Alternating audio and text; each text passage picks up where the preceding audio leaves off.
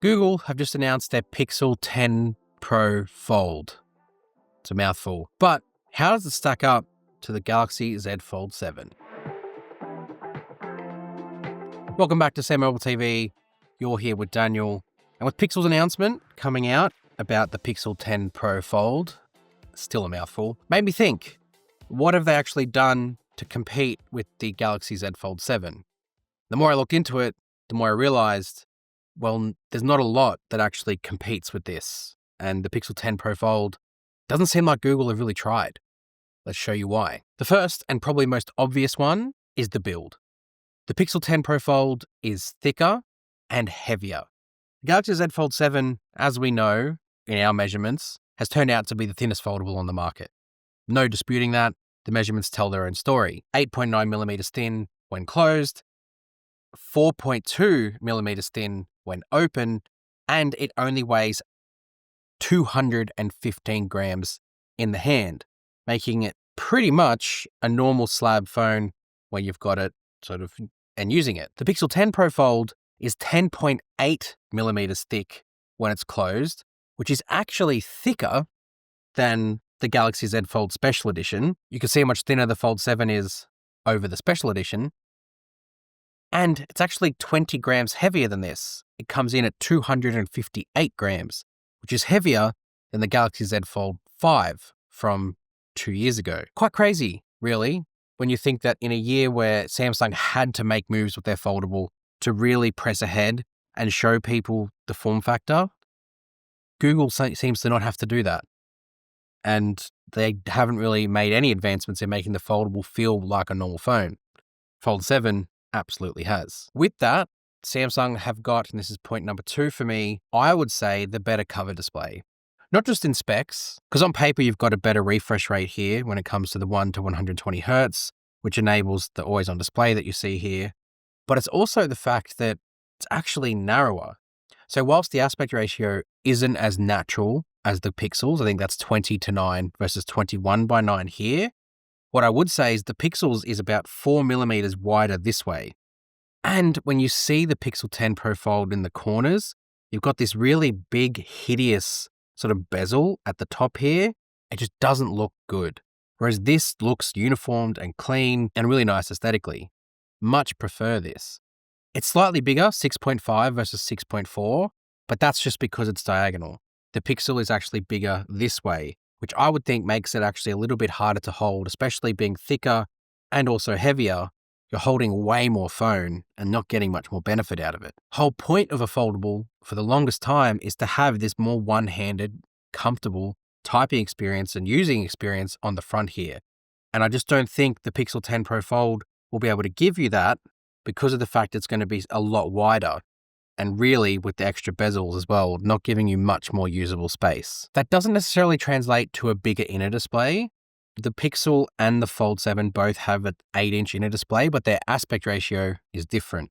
Again, the Pixel 10 Pro Fold is kind of a little bit shorter, but again, a little bit wider. So it doesn't really give you the best, probably I would say, productivity and multitasking experience. Because of the fact it is so much wider on the front, the two halves of the display I would say are too thick and maybe too big, which means that I would, for me, much prefer the way this is because you get two pretty much full-size smartphone apps next to each other in a very comfortable one-handed usage situation. Much prefer this over what the Pixel 10 Pro Fold is. And the next one is to do with the cameras. For the longest time, Samsung copped it when they made their foldable because they reduced the camera experience. Again, for some reason, Google doesn't seem to cop that same level of heat because the camera experience on the Pixel 10 Pro Fold is far removed from what the Pixel 10 Pro XL is. And that's fine, foldable isn't meant to be the camera-centric phone. But the main camera and the ultra-wide camera are nowhere near the main camera and the ultra-wide camera here. Just does not hold a candle to it. The Pixel 10 Pro Fold has a very weakened ultra-wide and a very weakened main camera. The main camera here is the same camera that's on the S25 Ultra, Samsung's flagship experience. And the ultra-wide here has macro capabilities. I don't think the Pixel 10 Pro Fold is advertising that it does have that. The only point I would give to the Fold here, the Pixel one, is the telephoto. Having a 5 times telephoto versus this 3 times one here is definitely better, but I wouldn't say it's an overall better experience. The Samsung here just provides you better overall hardware thanks to these other two cameras. And it's also got 8K video recording, whereas Google haven't advertised that at all on the Pixel 10 Pro Fold. Next is the processor. The processing features on here, it's obviously just going to be better because you've got the 8 Elite for Galaxy versus the Tensor G5. And I don't know why Google do this. They severely hamper their performance of their phones through their processor. Day-to-day stuff, you're probably not going to notice it.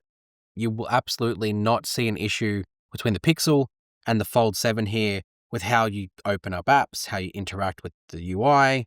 None of that will change in terms of fluidness.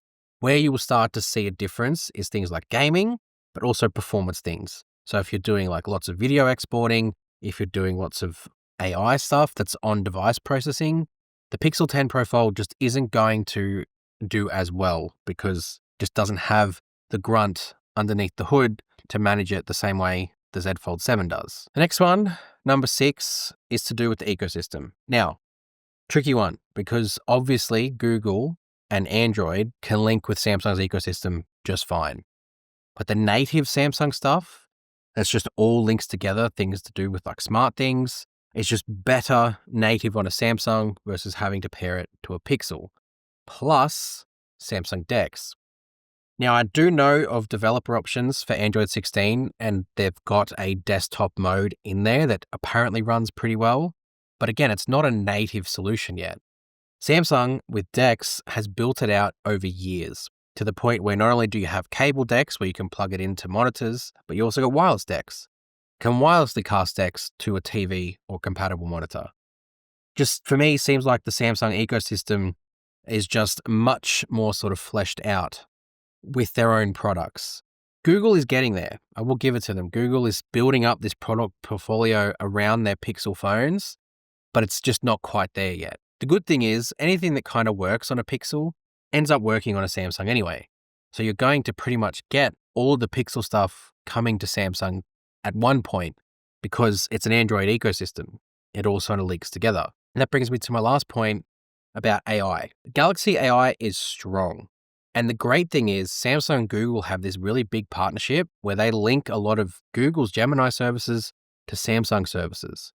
So you don't even necessarily need to have a Pixel phone to get the best of what the Pixel and Gemini stuff has. You can access it here because Samsung and Google are working so closely together because let's face it, Samsung is the face of Android. I would say that if you're thinking about a foldable and you're not sure which way to go, apart from obviously the hardware stuff, if you think that Google has the software edge with the Pixel, that might be the case for some AI features for a period of time. But because Android is such an open platform, that eventually is going to make its way here. So I wouldn't be too worried about jumping out and getting a Pixel just to get a software feature, because eventually it's going to come to a Samsung via Android updates because they work so closely with Google. So look, you can judge these lists pretty harshly if you want. You can say I'm just shilling for Samsung. And we're a Samsung fan channel. We're going to be talking about why we think Samsung is better because we genuinely believe so. Google obviously has some advantages. It's got a bigger battery. We know that. It's got that 5 times telephoto camera versus this 3 times one. There's going to be some advantages there. The other thing to mention about the Pixel 10 Pro Fold, still a mouthful, is the obvious IP68 water and dust resistance. Samsung is still stuck with IP48, so it makes Pixel Fold the first one with the IP68. I wouldn't be too worried about that though. In all the tests, especially with Jerry Rig everything, Zach, he showcased that this holds up with dust just fine. And foldables, you still got to be careful around that stuff anyway. Nice that Google have led the way with that though. So I'll give them that. The IP68 is a good peace of mind number to have on paper.